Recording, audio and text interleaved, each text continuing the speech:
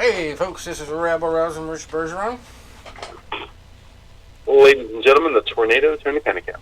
And Psychic Tom Padgett with his crystal ball unveiled.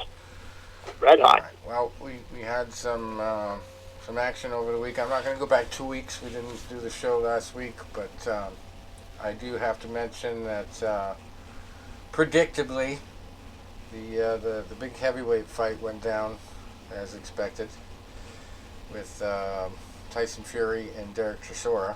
That was no surprise. Yeah. TKO'd him in the middle of the fight or something. So I do want to mention that one. As far as UFC goes, we had. And they said it was completely one-sided. Yeah. You know, it was not competitive at all. I don't think that Chisora landed anything of significance at all.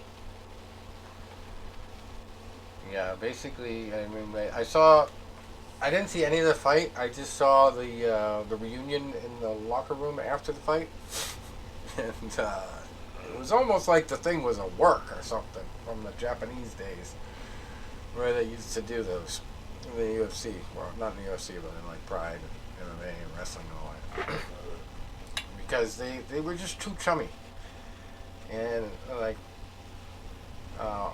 obviously Chisora was a little bit more banged up than Fury, but Fury was like, "Oh, you only hit me a couple good times," and they were hanging out with each other's family and everything like that. It just felt like a setup. I hate it when I feel like that. I didn't pay for the fight or anything, so I'm disappointed because neither did I. But yeah, it just kind of felt like, come on, dude, don't waste our time with shit like this. Don't waste your time as a champion, as such a good role model to other fighters and athletes and young kids. Like, fucking take a serious fight. Don't take a fight with a walkover at your status. It's disrespectful to the sport in a way, I think. Take a fight with the guy that you've already beaten twice convincingly. Yeah. He wanted to do it to set some stupid record.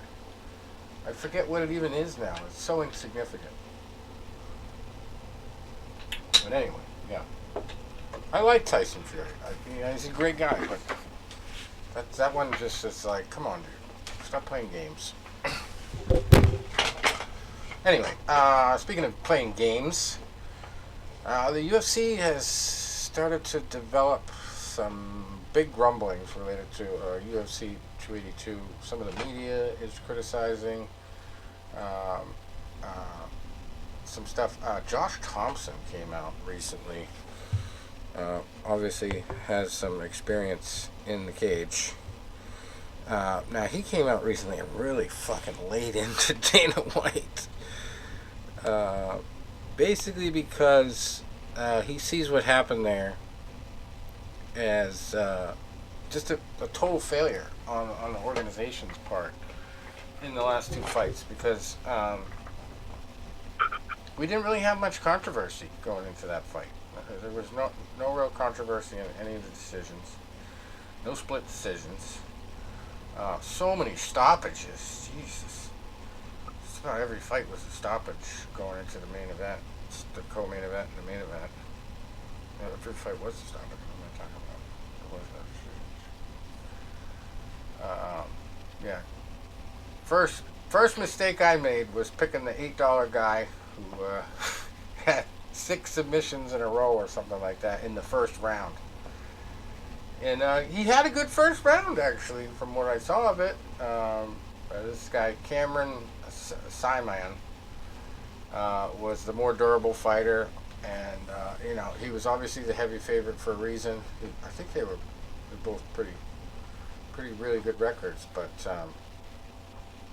Simon just had the more experience with 3-rounders, going the distance. And Kozlov had never made it out of the first round, and it was like all submissions. So if the other guy was had good submission defense, it was like Kozlov was going to have to go to the third round, and he was definitely not ready for that. He got TKO'd with 47 seconds left in the fight. And, that was my first loss. It wasn't Wasn't as bad as it could have been. It wasn't a first round loss. But. So that set a bunch of my freaking lineups back. But I still was in the money on a couple other ones. And then Eric Silva was another bad pick I made. And you talk about laziness. I don't know if you saw this fight, Tom, but this was a disgrace to MMA. No.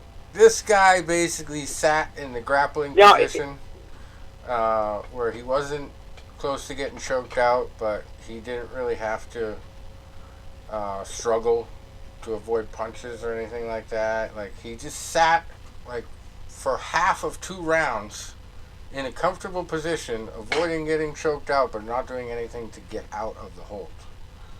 Like, not trying to explode out. And just at one point, he was just like putting his hand underneath the guy's elbow to avoid a rear naked choke, and then giving the thumbs up to the ref. Like he was sitting on the couch. No urgency to get out of there. So I'm like, oh man, that was a bad pick.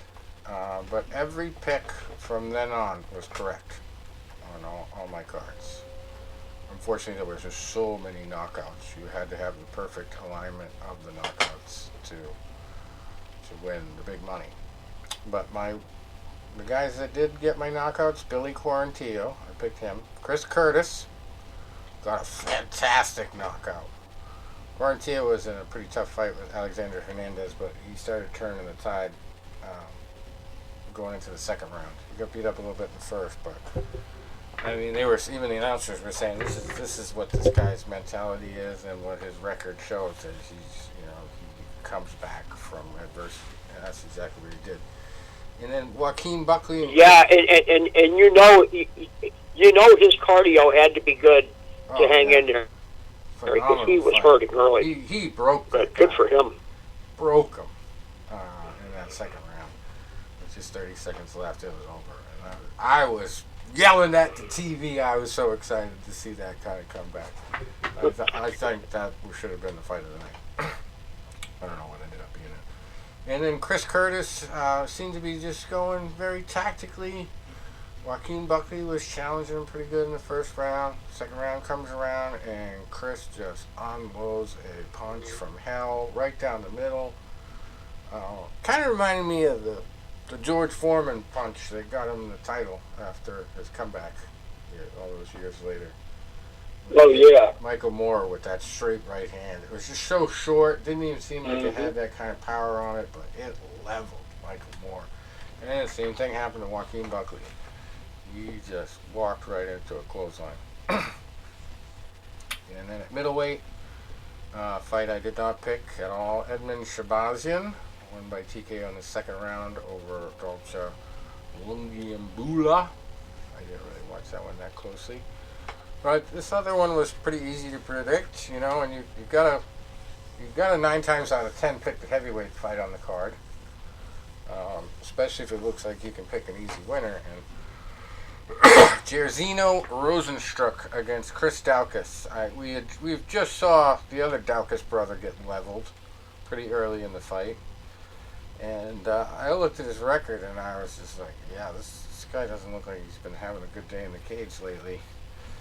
And Rosenstruck, he's just very unpredictable. You don't know whether he's just going to cruise through a whole fight and pitter patter, or if he's going to go for the kill. And obviously, he saw a guy that was worth going for the kill for here. In 23 seconds, it was over.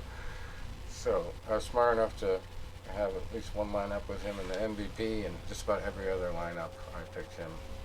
Didn't even think of picking Chris. It's bad enough when you're like a brother team in fighting, and like one brother is really bad and the other brother is good, but when you both suck, like I don't even want to say that word.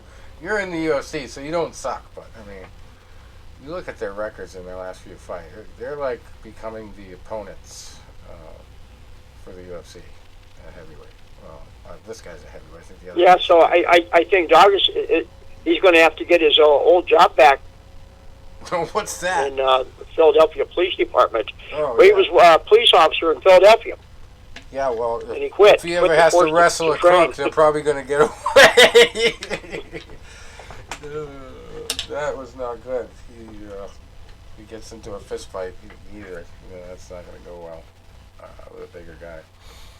But yeah, Rosenstruck took care of business there, and then we had the newcomer to the UFC, very young, very athletic, Raul Rosas Jr., beating Jay Perrin by a face crank submission. I didn't want to jump on his hype train right away, so I didn't pick him, but it would have been a good, wise choice. First round finish is always good. But I did have the foresight to pick Ilia Topuria over Bryce Mitchell without even knowing he had the flu, just like me while I was watching it. And Ilia just demolished Bryce. He really didn't even connect with anything that I thought shook Ilia.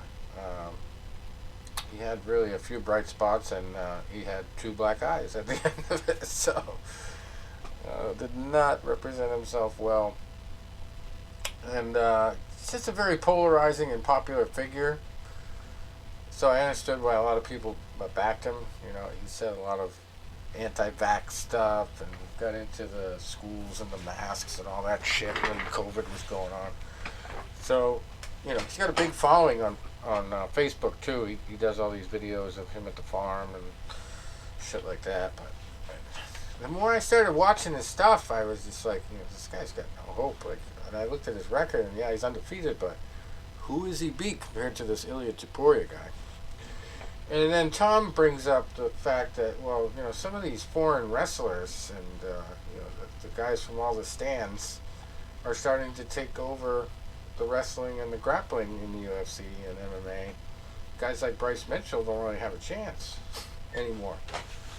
I said back to Tom, maybe it's also the fact that we're starting to live more and more in everybody gets a trophy society as far as athletics in this country. And not only that, this is what I didn't tell Tom, but I thought of it afterwards. We have situations in our country where a guy can have a sex change and enter a girl sport to win a trophy. Ridiculous, ain't it? So I think we're slipping in that regard. We're not tough enough trying to make people, world famous athletes. Mm-hmm. Unless you go into the NFL. Okay. And fighting, especially, that's giving these guys this opportunity to catch. That's a good point. But assuming that's true, and it's all that crowd, the stands and Eastern Europeans, could MMA become as popular as soccer is in America? Like not popular at all. That people just say, well, okay, it's so and so against so and so. We don't even know who these guys are. That's a possibility.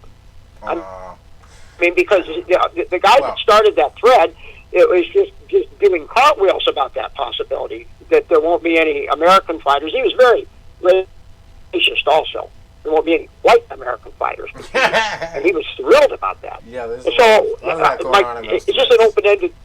Yeah, and it's an open-ended question. If he gets what he so dreams about, MMA could become just irrelevant in this country. And I know soccer, has its fans, but soccer is nothing in America compared to what it is worldwide. Nothing. Well, we'll get into it when we get closer to the main event and the co-main event fights here, but some of the stuff the UFC is doing is just alienating the fans. And, this whole thing with the betting scandal where they threw out the James Krause, our former guest, and alienated all his fighters from him. They're investigating him and stuff like that. They refused. They told all the UFC fighters they can't do any betting. Their relatives can't do any betting. I think the fact that it was enough of an issue that they had to do that kind of puts in question a lot of fights that maybe we don't even know about. And it gave me an idea, actually. I hope nobody's listening that's a screenwriter. But it made me think, what would be a good, Netflix series is if you took, the Zions situation and say, you blew it up and Zions was such a big sponsor, it was sponsoring everybody in the best organization of MMA. We got to fictionalize it. Fictionalize the whole Zions case. And so many fighters got pissed off when the Fertitas, fake fictional Fertitas bankrupted it. that they decided to start fixing fights Japanese style, the fighters themselves. And they did it so surreptitiously because they found some gambling millionaire or billionaire who helped them do it. And like a fucking organized crime thing. The fighters, instead of like trying to do a friggin' union, got together and started fixing all the fights and keeping the proceeds. That would be a good screenplay, I think. Like they took back their own sport by fixing it. But anyway, yeah, I get that feeling sometimes now that the fighters are so fed up with how things are going that some of them would literally fix a fight. And you just look at how they beg for their friggin' bonus money. You know, come on Dana, give me a fight of the night, please. I got a family to feed. You know, how many times have we heard that shit? And they're still wanting that bonus money so bad. Like $50,000 can still change most of these fighters' lives. You know how sad that is, considering how much money the UFC makes every year. It's just pathetic. And now the politics of it is getting worse. Not only do we have to deal with restrictive contracts, but supposedly this fight we just had, Jan Blachowicz and Magomed Ankalaev, was supposed to be for an interim title at light heavyweight. Now they're going to do another interim title at the next numbered UFC event, just because these two guys fought to a draw. Like, how? How is that respectful to your fighters at all? You just told them that it was for a title. Now you're going to do another fight for a title because they weren't entertaining enough. And then whoever just called it a draw, I mean, that fucked my whole lineup situation up because at first I was like, I had the instinct, like, stay away from the main event because Jan Blachowicz is not going to get knocked out. Everybody thinks Magomed is this tough guy who's going to wipe the floor with him, but Jan Blachowicz has too much experience. He's not going to get knocked out. This is going the distance. So I figured just because of it being a 5-round fight, you know, there might be a chance that you had to have one or the other because they're going to land a lot of strikes. So I had like my two cards that were in the money ended up having both of them, one of them on it, and then the other one had the other one on it. Did not help me much, but it helped me just enough. So that was a bad one. I mean, Josh Thompson came out and ripped into Dana White over that decision to do the Glover Teixeira versus some other guy, Jamal something I never even heard of. That's Jamal Hill, I think his name is. Yeah. And then, I mean, I didn't watch it that closely, but, I mean, I put Paddy Pimblett on one card thinking he was going to get no trouble from Jared Gordon. Jared Gordon's record to me did not look like Paddy would struggle against him. But I also was wary of the fact that he lost 50 pounds for the weigh-in. I don't know how many nights he had to lose that, but supposedly he did a 50-pound weight cut prior to the weigh-in. So I figured, well, that might be a factor. So Jared Gordon ends up making it such a close fight that when Paddy Pimblett came out of the cage and said to Dana White, fight of the night, right? Like, he got so much hate. And one of his backers, Dave Portnoy there of Barstool Sports, actually got in like an altercation. He got into an altercation with some dude over backing Paddy Pimblett after that fight.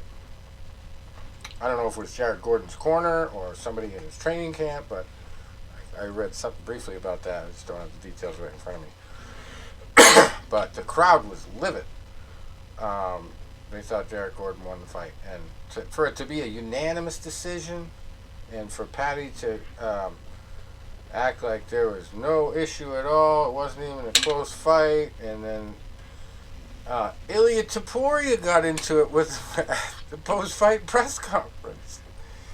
And from what I saw, he didn't really score any points with his comebacks, but Ilya is a freaking little beast. He's not the guy Patty should be trying to have an argument with. So yeah, that was crazy. And then you have the big name Darren Till coming back against Dricus Duplessis. That was a pretty decent scrap too. I put Duplessis in my MVP slot, and that paid off. One of the winning cards. And then Alex Morono falling to Santiago Ponzinibbio. I wrote that one down as a toss-up. I didn't really know who was going to win that fight, and it took till the third round for Morono to get clocked out. But I thought that one was going the distance, so I stayed away from that one. But I had some pretty decent picks. I was closer to the big money in the friggin' Patriots game the other night that I put a lineup in on. Just by fluke, because so many people got hurt. But oh man, if I had put had been one different pick, I would have been in like the top 100 easily of like the big primetime contest that there's like 63,000 people in.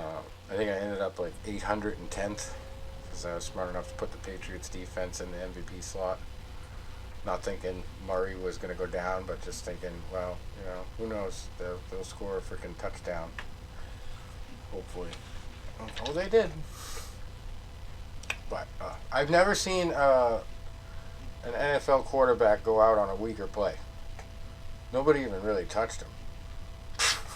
He fucking tore his ACL. Ugh. Is that what he did tear his ACL? Yeah, and then... Oh, shit, that sucks. And then the main back for the Patriots busted his ankle halfway through the freaking thing. So he only scored so many points, and then he was out. I had him in half my lineups. I was so pissed. I didn't get to see any Monday night's game because I was working until 10.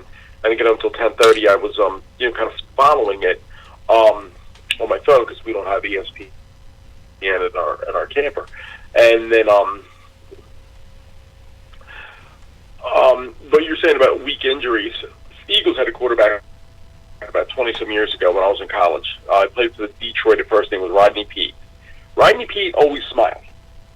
Rodney Peete, you could smash him over the head with a hammer, and he'd smile. Rodney Peete would throw a touchdown, he'd smile. He'd throw an interception, he'd smile. He'd get sacked, he'd smile. Blow out a part of his, human anatomy, he'd smile. His family get wiped away at in a typhoon, he'd smile.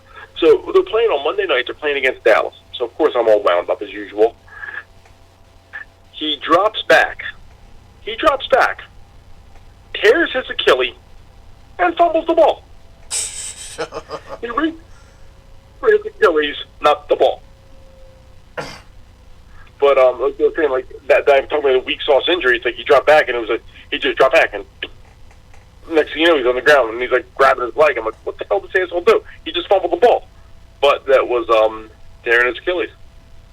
Yeah, there was a nice play in the Dolphins game the other night too, where I don't know who fumbled it, but the guy on the bottom of the pile just fucking shoved the ball back to Tyreek Hill, and Tyreek Hill ran around the whole freaking defense and went for a touchdown off a fumble. I saw it in a high school game too. The kid got the kickoff, and it bounced off the ground before he picked it up. Or no, he caught it, dropped it, picked it up again, and then ran it for a touchdown on the kickoff. Oh wow! Well, I want to get Tom's football expertise here. Now, I'm not going to say these two events are related, but they're very coincidental. So a couple weeks ago, it's a Friday. I have off of work, so I'm going to my other side hustle, and I always run to my friend's place, and I usually grab a few pizzas or something to eat. Because that way the guys that are working during the day will have something, and we can have a lunch. And then I have enough left over, so when I'm there later that night, I can have a slice or two. And then since I open the next morning and it's cold out, I just leave the pizzas right in the camper. And I come in the next morning when I open because I don't have time to grab breakfast, and I can have something quick to eat for breakfast. So I was like, what am I going to get?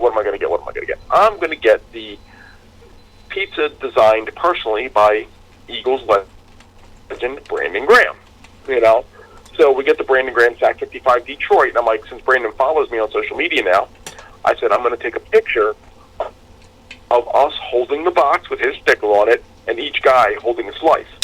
And we're going to Instagram it and we're going to tag him. Brandon shares it almost immediately. So great publicity for Mr. C's to get Brandon Graham to share our page, our tree lot.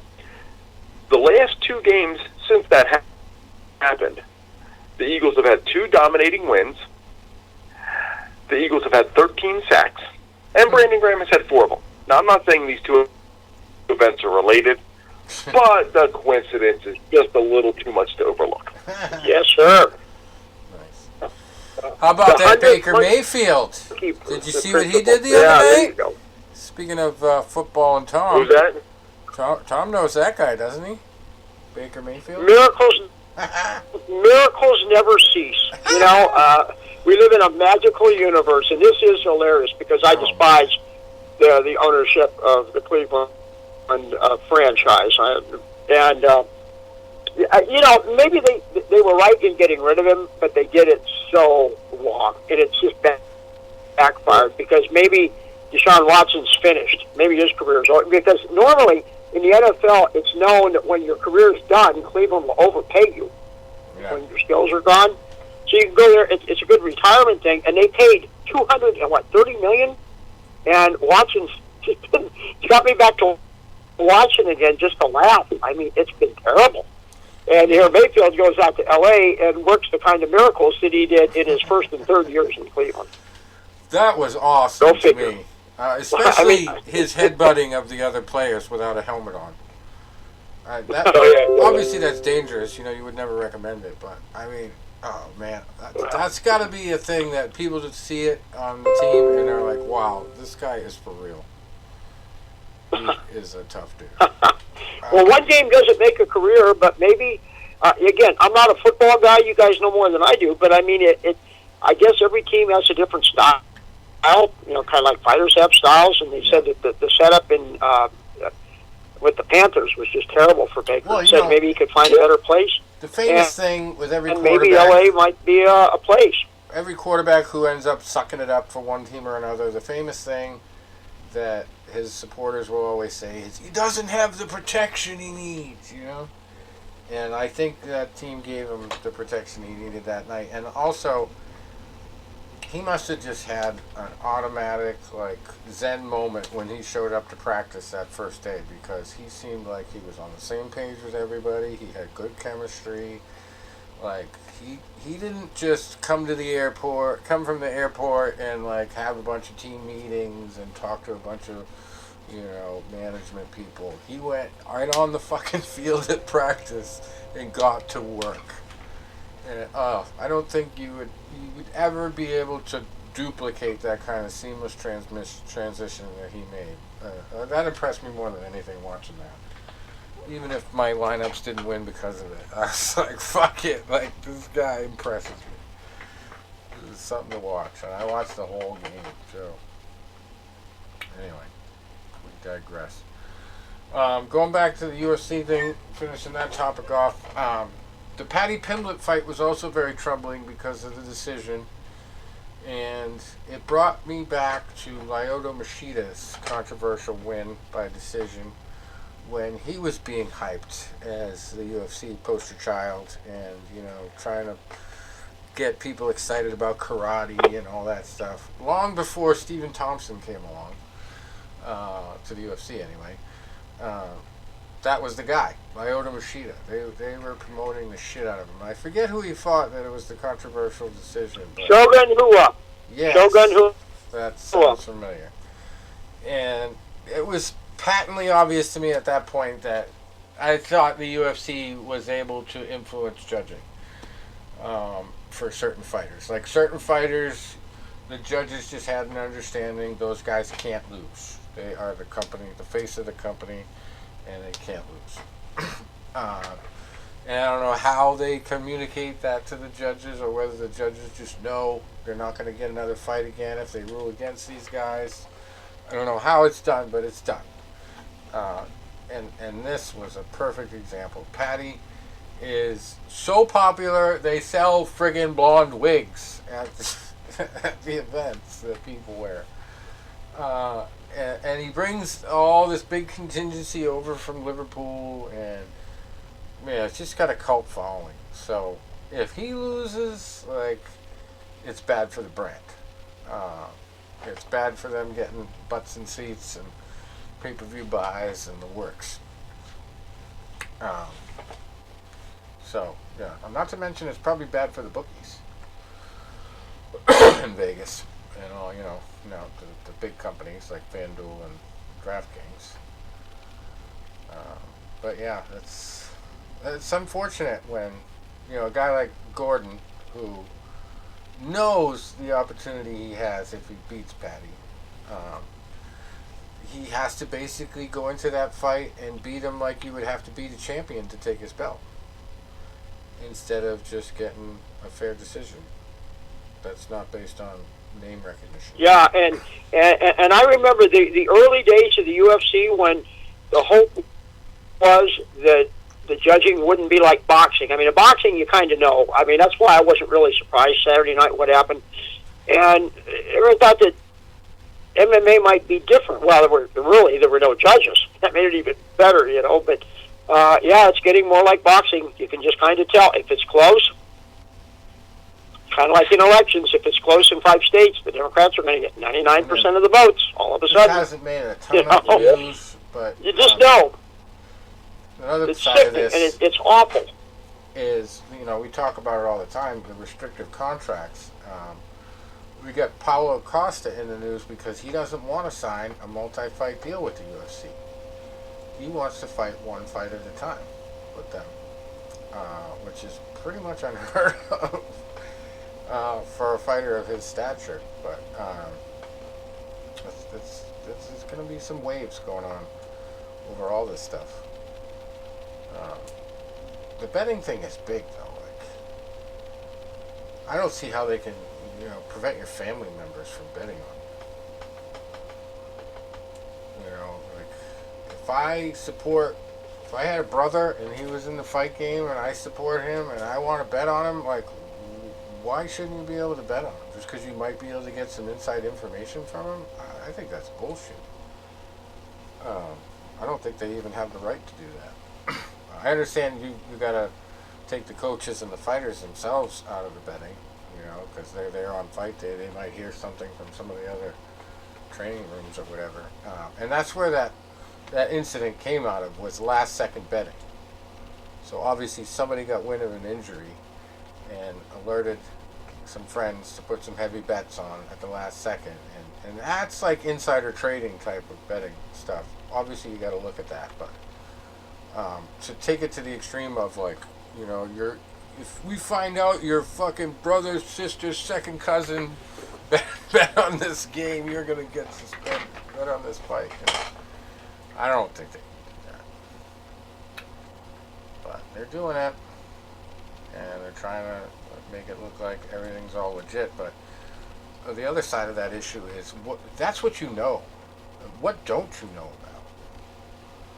How many times has this happened before since FanDuel and DraftKings came out and so many different states have adopted legalized gambling?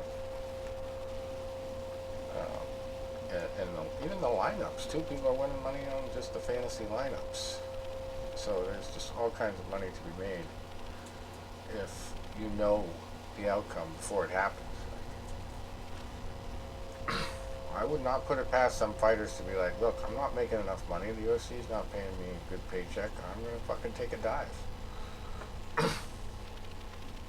But it's just they have a better ability to keep it secret than, like, when they used to do that a lot in boxing. People would find out. Anyway. So I don't know if it's going to be catastrophic for the UFC, but they're taking a big reputation hit for this last one.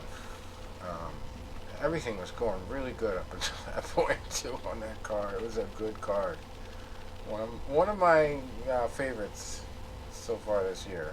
We're getting close to the end, but I thought it was really good. We got another one coming up this weekend in Las Vegas again. Jared Cannonier, 15-6 against Sean Strickland in the main event, who's 25-4. And Sean Strickland actually came out I just read this today and called UFC fighters prostitutes. He basically said, we're cattle. Yeah, And we got to get used to it. If you can, that interview is on a thread on the underground, and Sean Strickland is the greatest thing in UFC since Tank Abbott. Really, I mean, he's even kind of beyond the Diaz brothers for controversy. Yeah.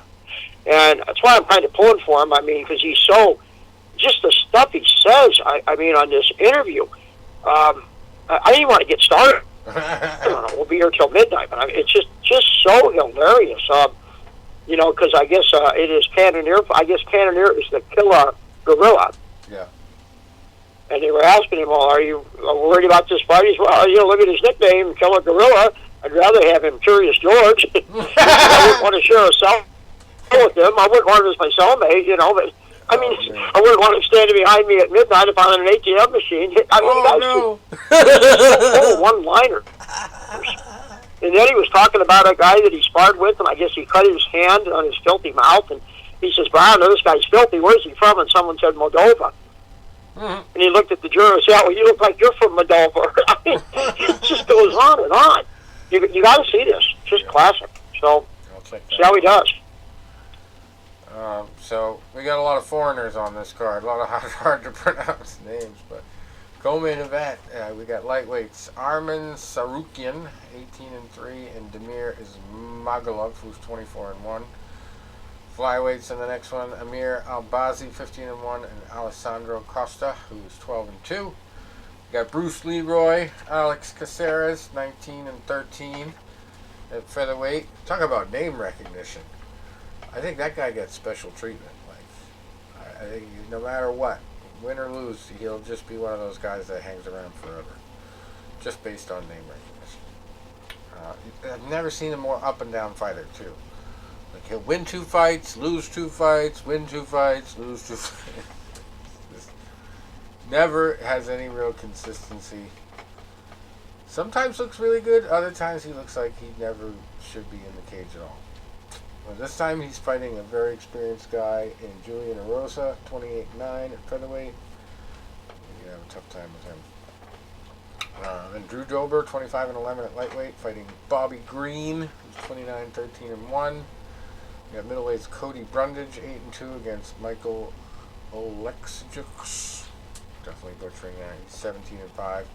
We got Cheyenne Vlismus, 7-2 at strawweight, fighting Corey McKenna, who's 7-2. Jake Matthews, 18-5 at welterweight, fighting Matthew Semmelsberger, who's 10-4. That's a very good matchup. Saeed Nurmagomedov, who's 16-2 at bantamweight, fighting Sadia Kub Kakramanov, who's 10-2. Well, that should be a good one. But that's how you deal with foreigners who are better wrestlers than Americans. You put them against another foreigner. Nurmagomedov and Kakramanov. That sounds like it should be on M1 in Russia. The lightweights, Rafa Garcia, he's 13-3, fighting Mahashet Hayesire, who's 9-1. And we got one of my favorite names of any UFC fighter. He's pretty good too. Brian Battle. He is 8-1, ready for the battle. Brian Battle. He is going up against a tough guy here, though. Rinat Fakhretdinov. Definitely butchering that one. He's 19-1 at welterweight. Boy, they're not giving him any cheap date here. 3rd fight of the night. This is just the guy's 10th fight of his whole career. He's going against a guy who has 20 fights. 19 wins. I don't know what his experience is, but usually when that happens low on the card, the guy's coming in from a smaller organization. But Battle is coming in, I believe, from the Ultimate Fighter, so he's very new to the UFC too. And we got 2nd fight of the night, David Dvorak. Speaking of 20 fights, he's got 20 wins with 4 losses, fighting Manel Kape, who is 17-6. And we got a bantamweight scrap to start off tonight. Jarny Newson, who is 10-3, fighting Sergey Morozov, 18-5. And we just mentioned James Krause. He is had his suspension along with Derek Minner, who was the fighter who had the injured leg, extended by the Nevada Athletic Commission at a meeting last Wednesday. Kraus, he is now the head trainer at Glory MMA and Fitness.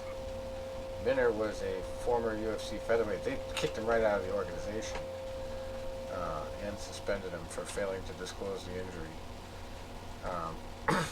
Now, why didn't they do that to TJ Dillashaw, I wonder? Talk about name recognition there. TJ did the same thing. He didn't disclose his injury, whereas shoulder good question. out. Very good question. Just because somebody bet on this one, they're going to fucking suspend the guy? But, you know, I did also see a story last week that TJ is retiring now. So maybe they forced him into retirement by threatening to bust him for that as well. I don't know.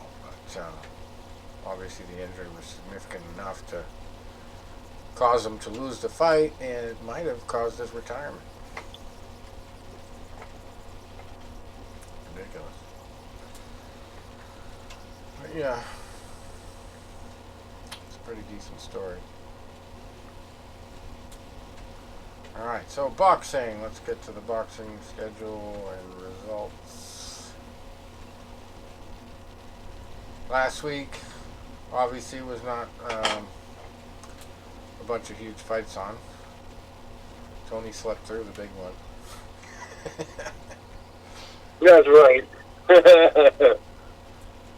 It's just knockout, third round. Right. Brutal, I tell you.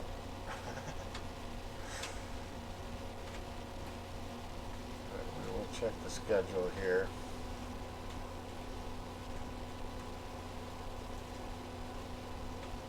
I think of the latest Jake Paul news.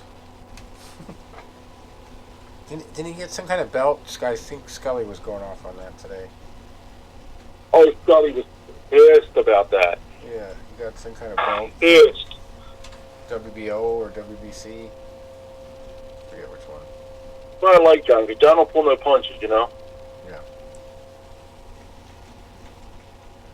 On that front, too, I did see a post the other day about John getting close to getting an 501c3 designation for his efforts to help the fighters. That's cool. He's working on No, it. like I said, I've always liked John. John's a good dude, man. Yeah. And as far as I know, we're still doing a show next week, right? It's not going to be close enough to Christmas to cancel it or postpone it. What's that, the 22nd, right? I don't see why we wouldn't. Right. And we're going to Why not? try to slip in a guest, and it's going to be the guy we just had on the last time. It was a while ago, but I think it was our last guest. The documentary guy. He's got a movie out now on Prime Video. Oh, yeah. Of course, I can't think of his name right now. But, yeah, so we're going to have him on. And I've actually been thinking about him because that would be my best connection to do the Zion story, and he's really interested in it. And he's basically promoting a movie on our episode that he just did himself, like from the bottom up, all by himself. And it's all about a Ponzi scheme. So, you know, science was pretty much a glorified Ponzi scheme. That he just tried to legitimize. Right. You know, and this guy's got the MMA side connections, and that's what got me thinking about the whole, like, taking the Zion story and fictionalizing it, blending it into the betting scandal, and you know, because he's got connections to George St. Pierre, you got to have like cameos up the yin yang in a movie like this, based on MMA, so you could get him in it. He was a Zion sponsored fighter. He'd be on board. He's got other connections with MMA fighters. It would definitely be cool. Probably the most cameoed movie that I've seen related to MMA was Warrior. There was some really... And that series Kingdom on Netflix had some decent fighters in it. Kenny Florian was in that. It kind of previewed his announcer position with the PFL. The main organization in there, Kenny Florian was the announcer, or the commentator, the commentating guy. So that was fun. And Joe Daddy Stevenson was like playing one of the trainers at the gym of one of the MMA fighters. So he was in it all out. That would be a perfect thing to, put the spotlight on all the issues of the sport that nobody talks about. Just fictionalize them, dramatize them, and do like a friggin' 4-season series where, the writing work will never run out. Just change real events. Like, I was thinking about all the things that I've covered over the years that have to do with the fighter pay issue, the restrictive contracts. Like, imagine an episode of a fictional thing on the John Fitch fight that he had with Dana White over not signing up for the video game. You guys remember that at all when we talked about that years ago?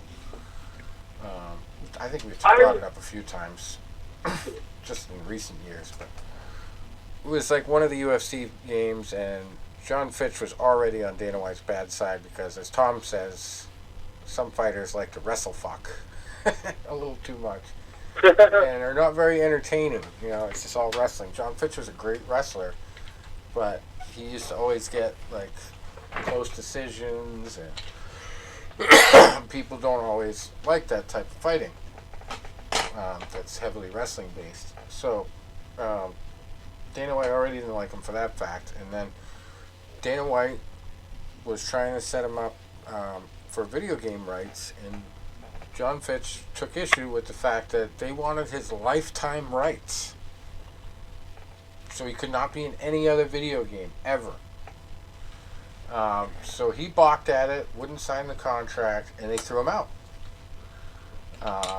And then he ended up fucking relenting the next day, and they let him back in. I think that's how it went. But it was a big scandal at the time. And a couple other fighters did the same thing with him. And they basically had to, like, I think it was probably because the game was already made. It was what had to have resulted in this, because otherwise, why would they have to go back and let him and make him do it? Like, why would they have to, like, force him to do it to that point, unless there was more at stake than we knew? I think they already made the game, and to take him out would be too hard. So they had to just back him up against the wall and force him to take the deal. And maybe they even had to pay him extra when he balked at it. But, man, fictionalizing that little episode would be great. And just all kinds of things, like Ken Pavia, when I met him out in Vegas, and he used to give us all the guys that were connected to the UFC. He got us Anthony Rumble Johnson as an interview. Like, he and I worked really well together. He would always get me guests who had a fight coming out. And I probably, 90% of the UFC fighters I have interviewed that I did not get myself came from him before he got blacklisted. But his blacklisting situation, too, has never really been covered.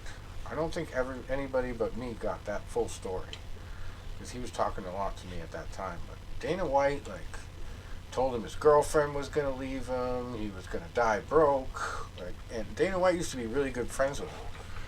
And the other thing about Ken Pavia, like, if I ever got on the phone with him again and kind of had him, picked his brain about some of the stuff that happened over the years while he was in the UFC, like, he could tell me a lot about Joel Silva and how he ended up on the bad side of a lot of people with the UFC over the years. He was like a very well-loved figure with the fighters. And Ken was one of his best friends until the beef with Dana White came along. And that just totally ruined it. Like, Joel Silva, like, couldn't even get caught talking to Ken Pavia after. All it was, too, was Ken had gone to Bellator and given them a couple contracts for the UFC that they could, like, compare and contrast with their own. And Dana White saw that as, like, the ultimate betrayal, and just totally blacklisted Ken Pavia to the point where he lost his business. Everything he had built, he had to sell it off to another person and do something else. So So, some of the things that just were never written about that were kind of related to or connected to the science thing, ultimately. And it's just like the whole reason why I got so much support for my Zion series was because I brought it back to the fighters. The fighters were the ones that were getting screwed. Because the UFC could have their owners bankrupt Zions, have Zions pay for, supposedly sign a deal for a $30 million contract for the middle of the mat space, then have Harley Davidson bid them out because they were going to default on it. They never were going to take it in the first place. And then screw the fighters over. Every fighter that had a contract for sponsorship got screwed over in the end because of that bankruptcy. But the Fertittas got paid. And it just comes back to that every time. The ownership is going to get more than the fighters, and the fighters are the ones who built it, and they never get the credit they deserve, and they never get the financial reward that they deserve. And they're just used upon used. And somehow Dana White is still a hero for all of it. Like, he still gets so much attention and so much admiration. And I mean, I'm the first guy to say that he's done a bunch of great things over the years. He's helped build the sport, but at the same time, like, the fact that he's never been a fighter himself, never had a professional fight, not one, it, to me says he's the wrong guy for the job. Put him in marketing or something. I don't care, but he should not be running the show, the whole entire show. I don't care how many fighters he knows, how well he gets along with them, how much money he pays them in extra bonuses here and there, like, whatever. The fact that they have to beg for those $50,000 bonuses to this day, they don't have a collective bargaining agreement, and he still treats them the same way. As far as, like, if you don't get a certain amount of wins, or if you don't have a certain exciting fighting style, you're gonna get booted. Like, all that shit is just not really getting enough attention. It's like the million little cuts that all these fighters have taken over the years, just trying to get a fair shake. Like, I still remember when fighters were getting $6,000 and less for a UFC fight. That's supposed to be the top of the pinnacle. They should at least be getting like $12,000, $15,000 a fight for an MMA fight. Even with the healthcare benefits that they get, like, it's ridiculous. Right. So yeah, we could come up with endless ideas for a series like that, based on a true story, but obviously changed to avoid lawsuits. So this week we have, Friday was a big one up in Canada. Stephen Butler, 31-3 against Joshua Conley for the NABF middleweight title. It's boxing, Butler is 31-3 with one draw. Conley 17-4 with one draw. And we got another couple titles: the North American Boxing Association heavyweight title and the NABF heavyweight title. Arslanbek Makhmudov, 15-0 versus Michael Wallish, who is 23-5. That's a big heavyweight scrap. And we got Mary Spencer and Femke Hermans in a IBO World Super Welterweight fight for that vacant title.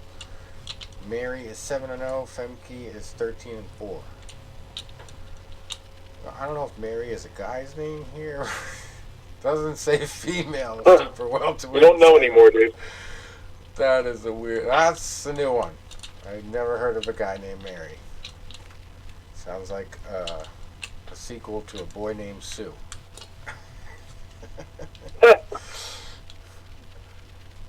Femke, too. That's kind of a funny name. Femke.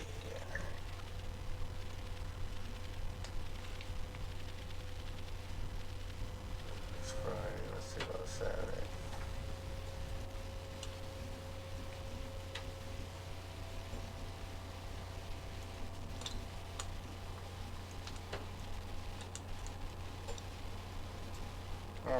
So, Saturday. No, we're still on Friday.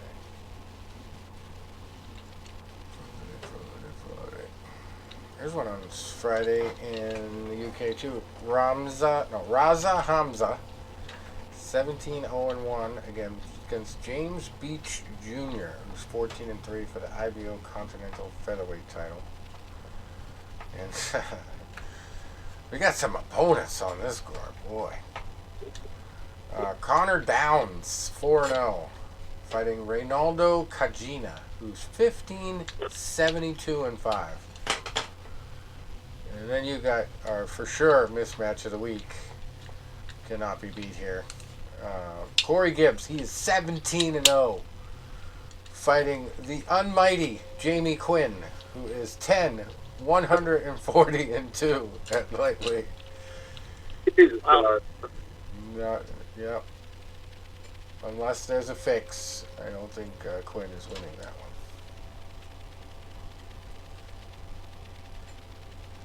The odds are probably astronomical, though, if you're worried about it. And then, not the documentary maker, but the fighter, Michael Moore. He is 19-3, fighting Roy Barringer, who's 8-3. This just says Westlake. It doesn't say the state, but it's in the United States somewhere. And co-main event there is Michael Chase Nelson, 19-1-1, fighting Walter Santabanes, who is 10-2. There's another decent fight here. 18-1 Mark Davis at super lightweight against Diego Gonzalo Luque, who is 21-9-2.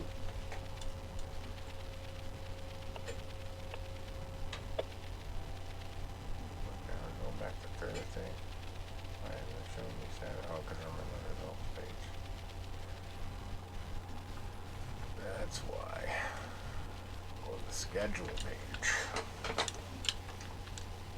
I hate the new box record. Have I told you guys that?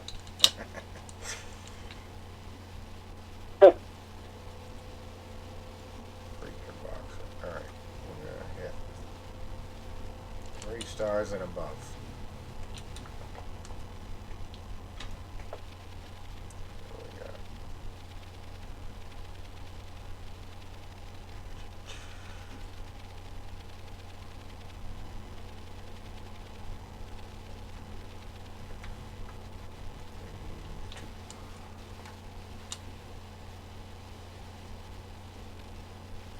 Eventually we'll get Saturday here. Eventually.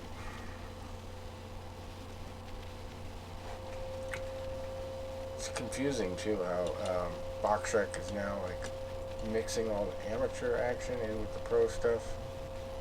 Like you really have to know what you're looking for. Wow, I haven't even looked at that in a while.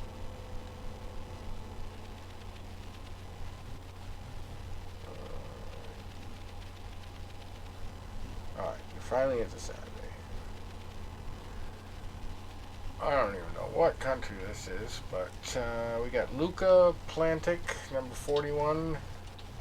It's 3-0 at super middleweight. Fighting Corin Gavor, number 55. And his record is 35-10. I don't know how that ranking system works. But WBC International Silver super middleweight title on the line. Co-main event's a little better. Arjan Garicki, he's 13-1-1, fighting Luis Milan with 2 L's. He's 21-5. That one's for the IBO International Featherweight title. Let's see, boy, this guy's got a crazy record. 33-14. This guy's 39-61, fighting a guy who's 1-44. So it's not like a very competitive fight there. These 3. Don't really have a lot of big stuff this weekend, I don't think. Usually around this time of the year, it really starts to slow down. Everything's Christmas based. With the holidays. Unless it's Rocky IV and you get the big fight on Christmas Day. Yeah, that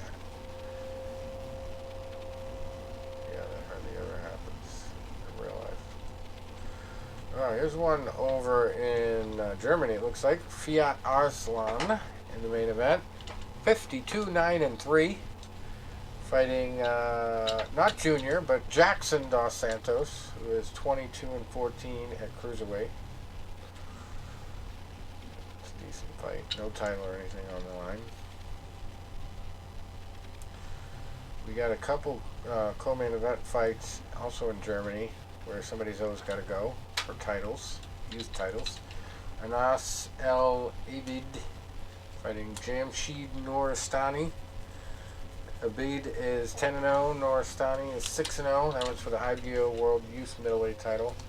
And we got Archer Mamberger, 8-0, fighting Milos Baranek, who is 8-0 as well, for the IBO Youth Super Welterweight title, which is vacant at the moment.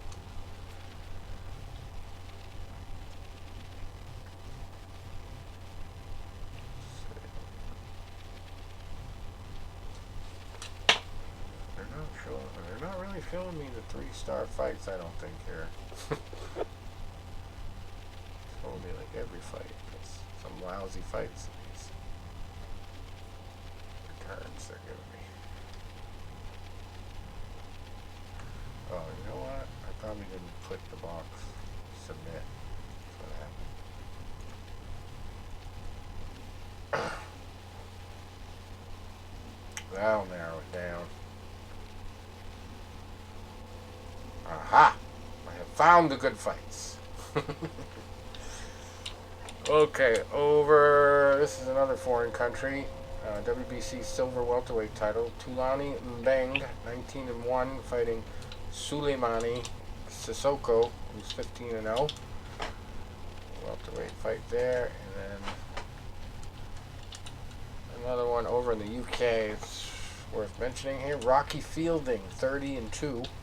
Speaking of Rocky, BBBFC British Light Heavyweight title and the Commonwealth Boxing Council Light Heavyweight title on the line against undefeated Dan Aziz, who's 17-0.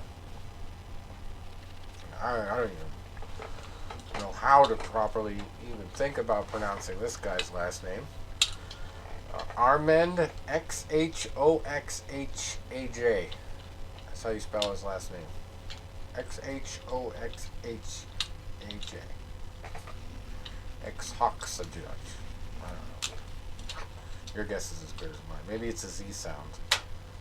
Zoza. Armin Zoza. He is 14-2. Fighting Chris Billum Smith, who's 16-1 at cruiserweight. And then we got the USA fights are going to be on Showtime in Las Vegas. Michael Rivera, 24-0 against Frank Martin. Talk about somebody who's always got to go. Rivera's 24-0. Frank Martin 16-0 at lightweight. And we got Jose Uzcategui on the card as well, 32-4 at super middleweight, fighting Vladimir Shishkin, who's 13-0. And if that ain't enough, we got a bantamweight scrap. Number 10 in the world, 17-3, Vincent Astrolabio against NA-rated Nikolai Potapov. It's 23-2-1. Yeah, I love it when the guy who's not rated has a better record than the guy who's rated.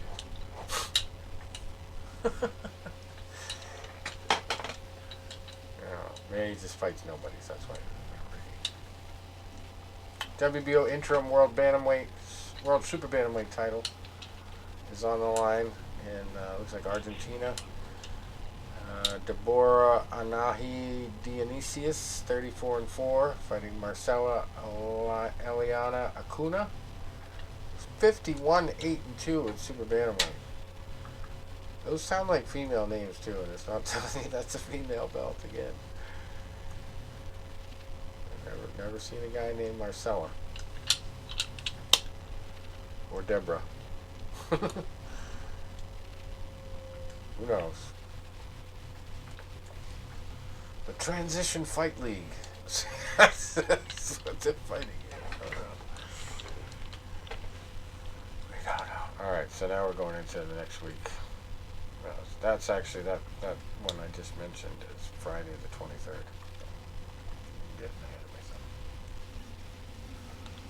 Alright, I think that covers everything for tonight.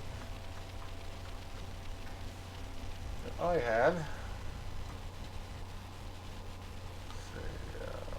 We got a couple news items, quick mentions I could pop out there. Deron Wynn got a concussion, so he is out of UFC Fight Night 216. He had a match set up with a guy they call the Cuban Missile Crisis, Julian Marquez. So it's a bad break for Marquez. He's going to be off that card. Marvin Vettori is going to face Roman Dolidze at UFC 286 in London. We mentioned the Paulo Costa thing. He's not expected to sign for UFC 284. Derek Lewis versus Sergey Spivak, which was canceled last minute a few weeks ago. It's been rebooked to headline on a relocated UFC card on February 4th. Here's an interesting one. I have not read the article, but UFC to sponsor men's and women's wrestling programs for the University of Iowa Hawkeyes. That would be a smart move on their part. Talk about American wrestlers, Tom. Iowa is the place to go for American wrestlers. Yeah, that is true. That's pretty much it. Late. James Hergott, that's the guy we're gonna have next week. Back on again. Okay, yeah. We're gonna have a better connection. Probably gonna be on his speakerphone in his car or something. I don't know. But yeah, we'll have it better set up to get his good audio, and we'll talk shop about his new Ponzi scheme film. His brain a little bit more about the science thing, I think. But anyway, good catching up with you guys. Yes, sir. Well, you're feeling better at least. And Sounds good, Rich. I'm going to be literally trying to win the house money. You get it? This weekend. Yeah, but In more ways than one, the house money. I'm getting better and better at the football. It's just surprised me, actually. For a couple weeks in a row, I got like 4 or 5 of the top scoring people in each category for like the big million, the weekly millions. But what happens is like I get like half the amount of people that I need, and then like the bottom of my list ends up trailing off. But like some of the stuff is predictable. Like if you do enough analysis, you can predict it. I don't know. It's like you have to have a miracle to win some of those ones. I prefer the one-game ones, and I tend to, if I put like 5 lineups in one of those, I'm guaranteed to win 2 of them every time. It's just like how high am I going to score on that win list? And I think if I, get better and better at it before I decide to switch over to the actual bets on stuff, I'll be better off. Like I think I might give it a few more months and then just start doing DraftKings bets on stuff. But I definitely will probably only do fights if I start doing like big bets. Because I'm better at predicting that than the football. Especially when Baker Mayfield pulls off shit like he did the other night. I don't think I could have ever predicted that. I would have been pissed to be on the other end of that too. Anyway, so happy holidays, guys. Enjoy your Christmas shopping, and we'll see you for a special holiday edition next did I week. even start yet? I actually ordered a couple things offline, but I have not done any physical shopping yet. I usually do that last minute. Very last minute. I do have a little tree, though. It's fake, unfortunately. Yeah, I don't have a tree. My girlfriend set it up for me. All right, guys. Have a good one. Okay. All right. Enjoy See the you fights. guys.